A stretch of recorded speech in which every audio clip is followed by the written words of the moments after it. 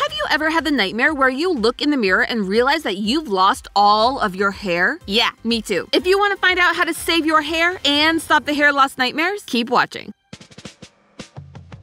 Hello, Internet! Welcome to Style Theory, the show that's pulling back the curtain bangs to uncover the secret to stopping hair loss. More than 80% of men and nearly 50% of women deal with hair loss over the course of their life. This comes in the form of thinning hair, receding hairlines, and yes, even the big one, going bald. But hair insecurity isn't limited to just the top of your head. For some, it's on their face. As we saw in our first shaving episode, not every beard grows the same. Many people struggle with patchy facial hair, while some don't get any at all. So if you are dealing with any hair loss, know that it runs in your family, or you're just looking to be prepared for whatever the future may bring, worry not, because Team Theorist is on the case. Now, I am no stranger to sharing my deepest, darkest insecurities here on the channel, and neither are the rest of our team of hair growth volunteers. For the next 10 weeks, we will be giving you the close friends treatment and bringing you along as we try to unlock the secret of what can turn our bare skin into a wonderland of hair growth. To make sure we really find the answer to what works and what should go into the garbage, we are going to focus specifically on topical treatments for this episode and break them down step by step and ingredient by ingredient. These are the most accessible and affordable options for people to test at home. We'll break down those specifics in just a moment, but first, let's dive into week 1 to find out why our volunteers, well, volunteered. I consider myself a complicated hair person. So if you can't tell, I just put my hair through a lot. Like a lot. My hair is a trooper. I've been blow drying my hair since I was like in elementary school when my mom would blow dry my hair and like blow dry my bangs before school. And then I started dyeing my hair in high school and I never really stopped. I've been flat ironing my hair also since high school because I really wanted straight hair. Not gonna lie, that is a lot of hair damage, but that wasn't the biggest issue I was hoping to tackle with this experiment. So I went through a period of time at the end of high school where I lost a ton of hair due to health issues. And ever since, I've been trying to build my hair back up from that, and it's, you know, to varying success. It is pretty thick. Like, I've always had really thick hair, but I've always been very concerned ever since that time in my life about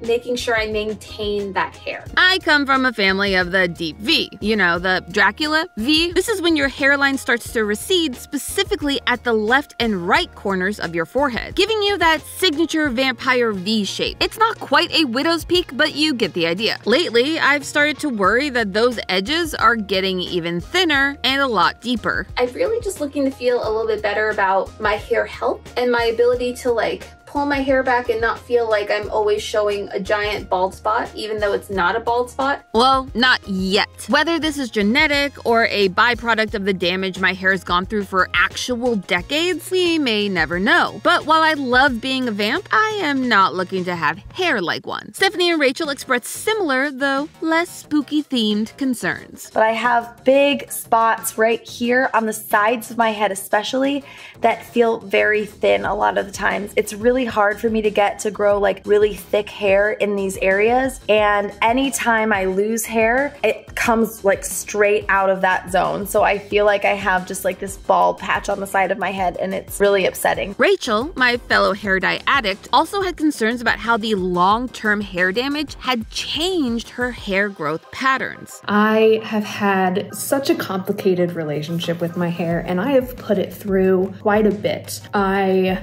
have dyed my hair a few times up until college, and then I, during COVID, just bleached the whole thing and went pink for a few months, and then that turned red, and then I bleached it again and it turned blue, it turned green, and then I went back to pink. And then at the beginning of this year, I was like, I need to stop. Because I fried it all off, I started to deal with male pattern baldness over the last year or so, and a lot of women don't talk about this. I think it's pretty common. It is indeed, Rachel. We are all in this together. And speaking of male pattern baldness, let's hear from the men in this experiment. Fun fact, we did try to get some of our male identifying theorists to participate in the hair side of this experiment, but no one was prepared to put their precious hair on the line. Beards, however, were fair game. Dan, a frequent face on this channel, wanted to bulk up his beard hair. I understand that there are better beards out there, but I look worse without facial hair, in my opinion. You saw it during the shaving episode. I think I look better with some facial hair, and so I would like to feel more confident in the facial hair that I have. And our second beard bro, Tom, was also looking to fill in the gaps. Weren't you, Tom? Amy's forced me to be a part of this experiment. Excuse me? That doesn't sound quite right. Let's try this again. Tom, didn't you ask me to be in this episode because you really wanted to see if you could finally grow a beard? I say forced, no, I quite willingly volunteered because I want a beard. I don't have a beard, and it makes me so sad when I see people like Santi who have such glorious beards. Aw, don't be jealous, Tom. You are doing great, sweetie. Just remember that Santi refused to participate in this episode because he was too scared to see himself without a beard. I call that a point for game theory. At the beginning of our hair journey, here is where each of our participants is starting off. We'll use these photos to compare our results at each check-in and see how our hair growth progress is coming along. Now, I mentioned that our experiment is going to help us isolate what products actually work and which are full of empty promises. To do this, we will all be using the same products, but each person will have a unique hair growth routine. On Team Hair, we will all be using Rogaine, one of the most popular and recommended topical hair growth treatments to do at home. I mean, it smells fine. I almost expected it to smell kind of bad, but it doesn't. So I'll let you know, suddenly it feels like my head's on fire because of the Rogaine, but this is a fun thing. I'm gonna go wash my hands because I don't want to end up in a werewolf situation. Before this turns into an off-brand Teen Wolf situation, let's get back to the routine. Rogaine's main active ingredient is minoxidil, which is a vasodilator. Oh, you don't know what a vasodilator is? Don't worry, because neither did I before this episode. Vasodilators are medications that open up your blood vessels. This causes your hair follicles to turn down for what? All that new blood flow and stimulation causes your hair to start producing thicker strands of hair protein. Oh yeah, those luscious locks that you love to style and show off, it's mainly made up of a protein called keratin, and it is technically dead. Once the hair leaves your head, it's no longer a living part of your body, which is why all these topical solutions focus on what's happening at the root of the problem, your roots. Which brings us to the next step of our hair routine, the biotin shampoo and conditioner. Biotin is a vitamin that helps produce keratin, and some studies say that having a biotin deficiency can lead to hair loss. Using biotin hair products is said to help nourish your hair follicles and help promote that keratin production, leading to more hair. We'll use this for any and all hair washes moving forward. Now for the differences in our routines. Stephanie and I would be adding a step with our handy dandy derma roller. This mini torture device is basically a roller ball made of needles. You then rub those needles on your scalp to help stimulate blood flow. Or at least that's what the packaging says, but this is what actually happens. You know when someone tells you that they found ants in their house or like in their room, and suddenly you just feel ants everywhere, all over your skin. You feel the ants crawling on you everywhere, and suddenly it feels like they're in your hair and crawling all over your head and like making a little nest in there. And that's how it feels. It kind of feels like ant itches all up and down my head. Not sure how I like that, but I'm willing to give it a try. I think I'll get used to it, but right now it just makes me think there's ants all over my head. Good start. Steph was also feeling the ants. It starts off where I'm like, this isn't doing anything. This just feels kind of scratchy on my head. And then 3 hours later, my scalp is really itchy. It feels tingly. It definitely does something, but it's like a delayed effect. As a final step, Stephanie would also be using a biotin hair mask every 3 showers. A hair mask is basically like if a normal conditioner went Super Saiyan. It's more powerful and hopefully packs a big punch of hair growing nutrients. Over on Team Beard, we had a similar setup. While beard hair is usually more coarse and has thicker strands than head hair, it grows the same way. So we would once again be bringing a biotin product into the mix. Both beard bros would be using a biotin-based beard balm. Oh, that smells great. I'm gonna be honest, it smells like man. You know the smell. What, the Sasquatch soaps and like all that sort of stuff. It's like, oh, it's cedar. It smells like outdoors. It smells like, you know, starting a campfire and cooking a fish over it or whatever. It smells like that, but it smells smells delicious. Big win, Amy. Unfortunately for Tom, being in the UK meant he didn't have access to all of the same products we do here in the US. So while Dan got the really nice smelling product, Tom got a different biotin balm that didn't really have any smell. But he did get the other product, the castor oil. And it was already having him second guess his participation in this experiment. This is potent. I am smelling it. I know it's just like just beneath my nose, of course I'm smelling it, but it is potent. And it is not the smell I enjoy. It turns out that Rogaine and its active ingredient minoxidil are not FDA approved for using on your beard. Instead, the most recommended alternative is castor oil, which is also supposed to increase blood flow to your hair follicles, similar to the Rogaine. However, not all experts agree that this actually works, which is why we're including it in our test. Tom, though, was clearly not a fan. Because these are meant to be applied directly to beard hair, I could imagine it feeling nicer or different, softening the actual beard hairs if you had like a full beard, but I don't have that. And so it's just my skin now just feels oily and greasy. I'm really hoping it doesn't cause me to break out. Thank you for your sacrifice, Tom. We'll have to see for ourselves if it actually works, as both Tom and Dan added to their routine. In addition, Dan will also be joining Steph and I on our derma roller train. With products in hand, it was time for our test to really get underway. We had a long road ahead of us, chat, and we needed to be ready for anything. Or as Steph put it, good luck to us all. Going into week 2, we were all still adjusting to the new routines. Some better than others. My technique has changed a little bit. My time of day application has been honed in. I feel like I figured it out. And I do also feel like it's working. Currently right now, I don't notice much of a difference. Yes, when the product's in my beard, it does feel softer and less wiry. But as far as like growth is concerned, I haven't seen anything special happen. Like over here is a little more grown in, but like beyond that, there's not a whole lot else that has changed. Oh, to be Dan and Rachel. Over on CD Island, Tom and I were struggling. As I predicted, I have developed more acne because of all of the grease that I'm putting on my face. Like, it's hard to see because some of it's under where the facial hair is, but it's like particularly around my nose and some of like my chin and like cheek area. Like some of it's kind of gone down now, but I went through an immediate phase of just like outburst within like a couple of days. So that's not ideal for the confidence either. I can hope that it's worth it in the end, and I will have a glorious beard that will rival even Santi. But right now, that is not the case.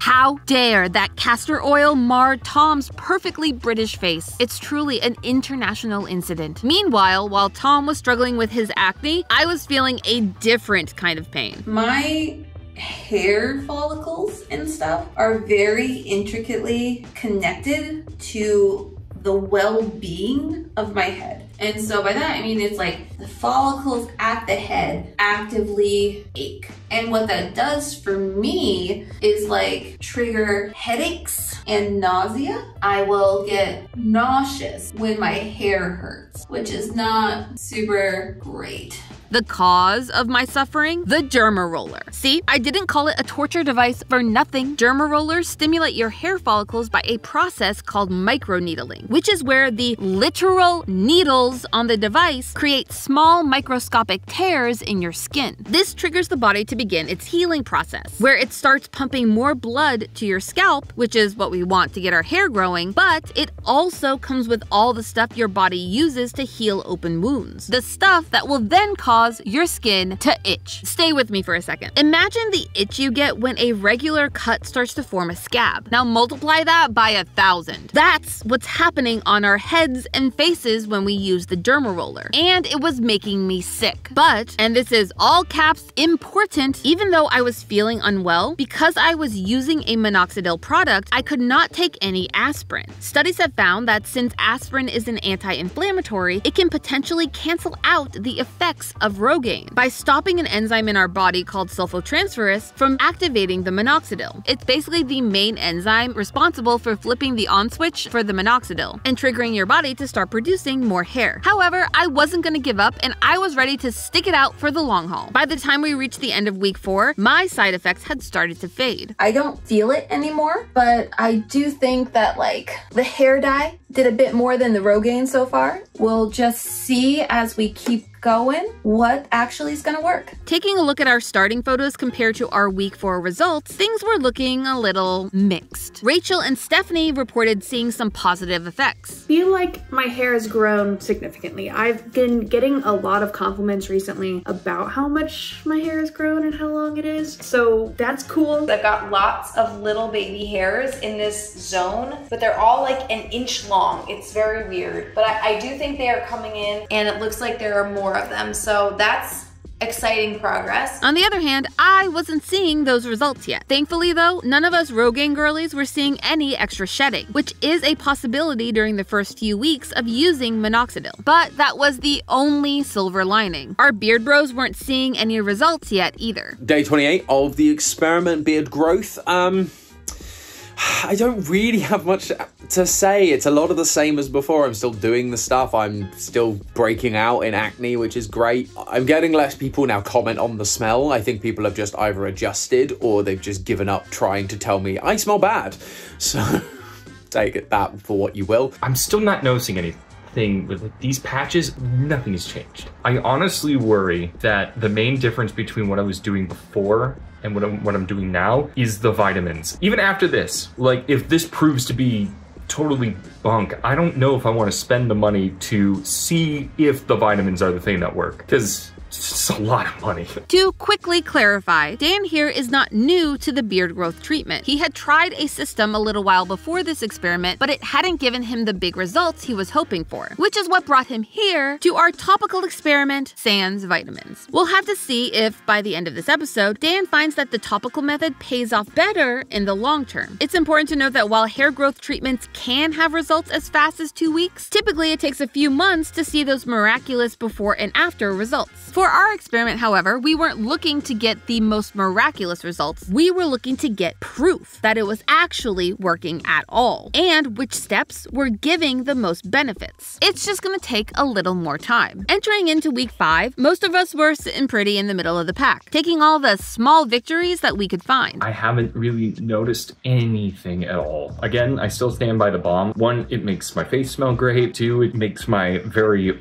wiry, thin beard a bit softer. At the very, very least, it is making my beard much more enjoyable to have on my face. I am hopeful. I mean, my hair's gonna grow regardless of this, so it's hard to know if it's going faster or slower than it really was before. I am excited to continue, finish, and to see how much it really works in the long run. I'm a little sad that we haven't seen any change to any of this so far, except they seem a little stronger. These little baby hairs just seem a little tougher, which is not actually what I was going for, but I guess that is a result. So fingers crossed, we got a few more weeks to go. However, we did have 2 participants getting some bigger results. Stephanie was on cloud 9. I feel like it's come a long way. I still shed a lot for the record, but I actually feel this week that the stuff we're doing is really starting to work. I don't know exactly if it's the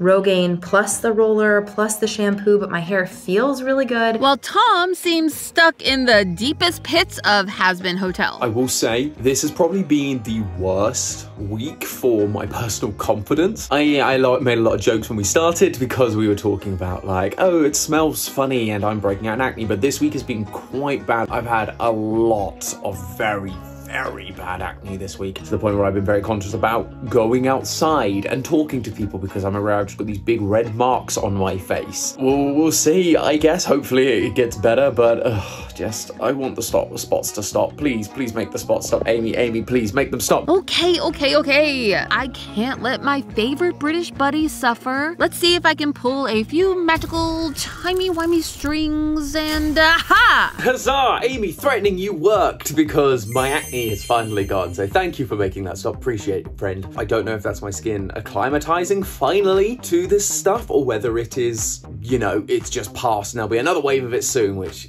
Yay. Good to know that I can use my host powers for good. By this point, you may be wondering why it takes so long for anyone to see results. Yeah, it's not just us theorists taking our sweet time. It's the hair itself. The goal of hair growth products is to keep your hair in its active growing phase, also known as the anagen phase. The longer the anagen phase lasts, the longer your hair grows. On average, hair grows about a half an inch per month during this stage, totaling in at about 6 inches of growth per year. By keeping this phase active with our products, we actually reduce a lot of our hair's natural deterioration that happens next in the catagen phase. Lasting about 1 to 2 weeks, this is the phase where your hair follicles shrink and detach themselves from the dermal papillae, which is the part of your skin that provides the oxygen and nutrients to help your hair grow. During this phase, your hair can feel and look thinner than usual. Next is the pesky telogen phase, also known as the resting phase, where your hair isn't doing anything. In addition to making our growing phase longer, our hair growth products are trying to make our resting phase shorter. Without those treatments, this phase can last roughly 2 to 3 months, though it's not all at once. About 10 to 15% of our hair strands are in the telogen phase at any given moment, which means each individual strand is doing its own thing and not operating as a full head unit. Then you have the last phase, which is the shedding or exogen phase.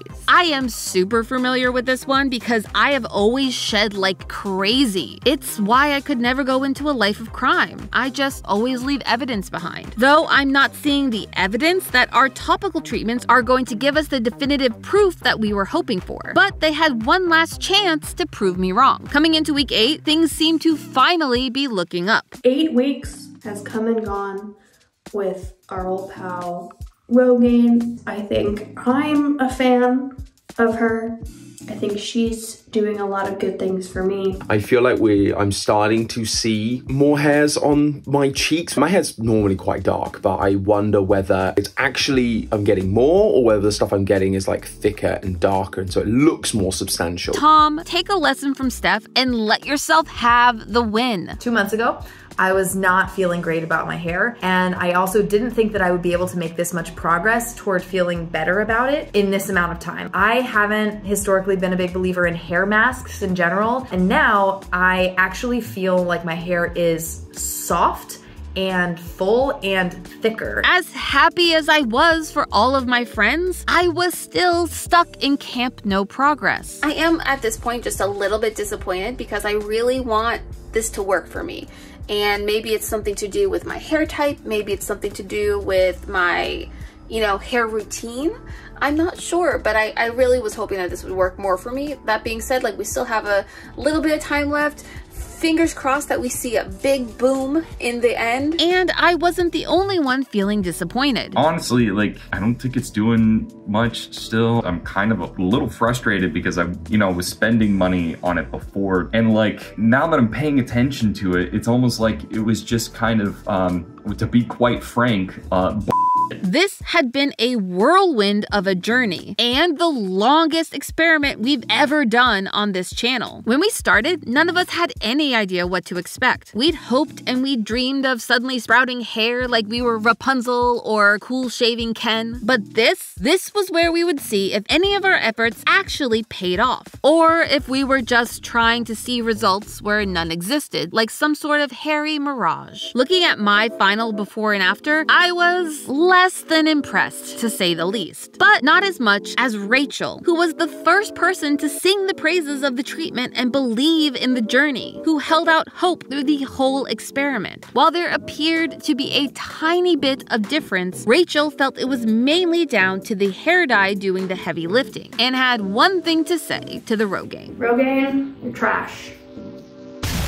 Over on Team Beard, Tom and Dan found that while they weren't seeing any new hair growth, the hair they did have seemed to be thicker and softer. Has it worked?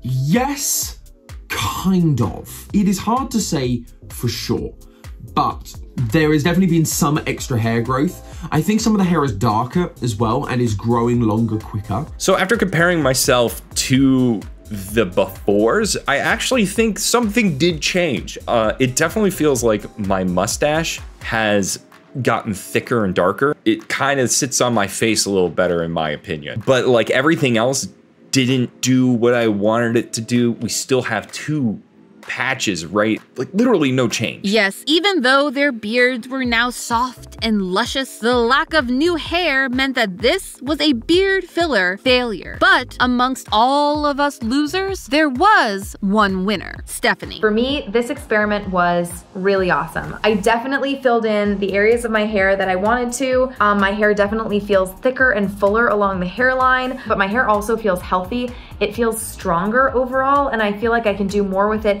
without worrying about it constantly falling out, which was definitely a worry when I started this. Looking at her before and after shots, it's clear that for Stephanie, this worked. And I think I know why. It all goes back to that little thing Dan mentioned offhand in his check-in, all the way back in week 4. The main difference between what I was doing before and what I'm doing now is the vitamins. Yes, the solution to our topical test is not even topical at all. You see, prior to our experiment, Stephanie had been taking a vitamin supplement to help promote hair growth. However, unlike Dan, Stephanie didn't stop taking them at the start of the experiment, something that I wasn't made aware of until after we'd already completed week 10 and seen 0 results except for Stephanie. So, is that the answer then? Is the real secret to regrowing your missing hair vitamins? Well, sort of. While a result of one is a result, I think we need more proof. I want to be able to say with 100% confidence that we solved the hair loss problem once and for all. So here's what I think about this hair growth. I think we found the answer. I think it's nutrition, but I want to prove it. I need to see if I can recreate what Stephanie did. And to do that, I need to try again. And I'm already starting. I want to make it grow back better and bolder and stronger than ever before. You see, hair growth is just one problem. One that we are this close to solving for good. But I think we can do one better. Taking a look at all of our journeys throughout this episode, it's clear there is so much more to explore with our hair. And I want to see if we can actually nail down the secret to perfect hair. Not just for me, but for everyone. Let's consider this a start of a series, a hair series, and we're gonna change everything. Or we will go bald trying. But hey, that's just a theory, a style theory. Keep looking sharp. Tired of all that hair? Click here to learn the best way to shave it all off. And I'll see you next Saturday morning.